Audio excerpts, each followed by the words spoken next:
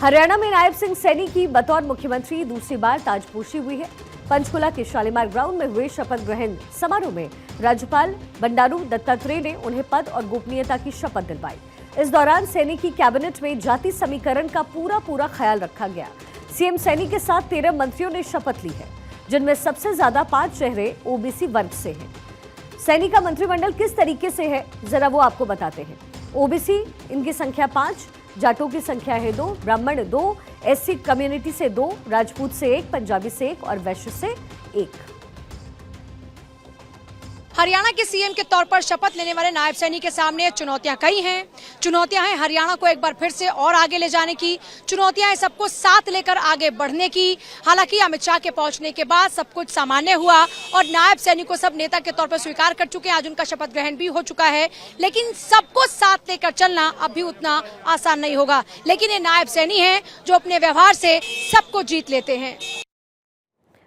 तो नए बनाए मंत्रियों में अनिल विज, कृष्णलाल पंवार, राव नरबीर, महिपाल ढांडा, विपुल गोयल और कृष्ण बेदी पहले मंत्री रह चुके हैं।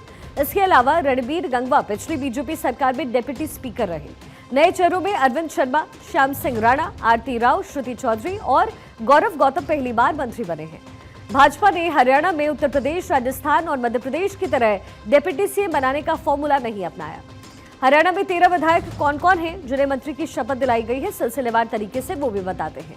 अनिल विज अंबाला कैंट, राव नरबीर बादशाहपुर, आरती राव अटेली, श्रुति चौधरी तोशाम, श्याम सिंह राणा रादौर, महिपाल ढांडा पानीपत ग्रामीण, कृष्णलाल पंवार इसराना, अरविंद शर्मा मोहाना, रणबीर गंगवा बरवाला, विपुल गोयल फरीदाबाद, राजेश नागर तिगांव से, गौरव गौतम पलवल से, कृष्ण बेदी नरवाना से।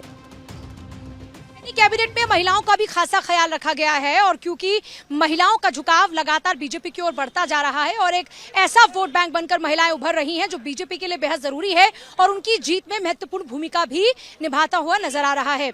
ऐसे में सरकार भी महिलाओं का खासा ख्याल रखती हुई नजर आई है।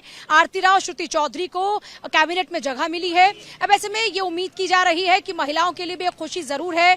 आरती राव की अगर बात करते हैं तो आरती राव इंद्रजीत की बेटी है। वहीं श्रुति चौधरी की बात करें तो किरण चौधरी की बेटी है श्रुति चौधरी। किरण चौधरी ने हाल ही में बीजेपी ज्वाइन की थी और अब उनकी बेटी को जगह मिल चुकी है। साथ साथ राव इंद्रजीत की बेटी की भी एंट्री हो चुकी है। लेकिन सबसे बड़ी बात यह है कि ये दोनों महिलाएं एक तरीके से महिला चेहरा भी हैं और युवा चेहरा भी, इसलिए महिलाओं के लिए एक खासी भूमिका निभा सकती हैं। अब सैनी की शपथ में खुद प्रधानमंत्री नरेंद्र मोदी समेत बीजेपी के बड़े नेता और मुख्यमंत्री भी शामिल हुए। शपथ ग्रहण समारोह में न सिर्फ एनडीए शासित 20 राज्यों के मुख्यमंत्री आए, बल्कि एनडीए गठबंधन के सभी दलों ने अपनी मौजूदगी दर्ज करवाई। हरियाणा की जीत के बाद शपथ ग्रहण में ऐसा मंच सजा जिसमें लोकसभा चुनाव में कम सीटों की कसक भी पूरी हुई। आंध्र प्रदेश के सीएम चंद्रबाबू नायडू से लेकर के सिक्किम के सीएम प्रेम सिंह तमांग समेत एनडीए का पूरा कुनबा मौजूद रहा। लोकसभा चुनाव के बाद ये पहला मौका था जब एनडीए के सभी घटक दल एक मंच पर ला करके बीजेपी ने विपक्ष को एकजुटता का एक बड़ा संदेश दे डाला। सैनी की ताजपोशी हुई है बीजेपी का एक तरीके से कह सकते हैं कि शक्ति प्रदर्शन देखने को मिला। नरेंद्र मोदी प्रधानमंत्री वहां पहुंचे, गृहमंत्री अमित शाह पहुंचे, राजनाथ सिंह रक्षा मंत्री पहुंचे। इसके साथ ही परिवहन मंत्री नितिन गडकरी की मौजूदगी रही। ऊर्जा मंत्री मनोहर लाल खट्टर, ललन सिंह केंद्रीय मंत्री, चिराग पासवान केंद्रीय मंत्री मौजूद रहे। जीतन राम मांझी की मौजूदगी रही। योगी आदित्यनाथ मौजूद रहे। चंद्रबाबू नायडू सीएम आंध्र प्रदेश वो भी मौजूद रहे। भजन लाल शर्मा राजस्थान के सीएम मौजूद रहे। एमपी के सीएम मोहन यादव मौजूद रहे। भूपेंद्र पटेल गुजरात के सीएम मौजूद रहे। विष्णुदेव साय मौजूद रहे। मोहन चरण मांझी यानी ओडिशा के सीएम भी वहां पर मौजूद रहे। मुख्यमंत्री नायब सिंह सैनी के शपथ ग्रहण समारोह में जेडीयू की तरफ से मुख्यमंत्री और पार्टी अध्यक्ष नीतीश कुमार के बजाय केंद्रीय मंत्री राजीव रंजन उर्फ ललन सिंह की मौजूदगी रही। लेकिन इसको लेकर के कई तरीके की चर्चाएं भी इस वक्त शुरू हो गई है। सैनी की शपथ में दरअसल नीतीश कुमार नहीं पहुंचे।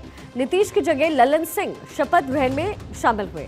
एनडीए के सभी साथी बने शपथ ग्रहण का गवाह। नीतीश ने भी एक दिन पहले ही कटिहार से दिया था संदेश, अब इधर उधर नहीं जाएंगे। हमेशा की तरह नीतीश का ये स्टेटमेंट, एक साथ काम करेंगे। नीतीश ने कहा अब कभी गलती नहीं करेंगे, एनडीए के साथ हमेशा रहेंगे। हालांकि आज उनकी गैर मौजूदगी के बाद कई तरीके के कयास लगने शुरू हो गए हैं।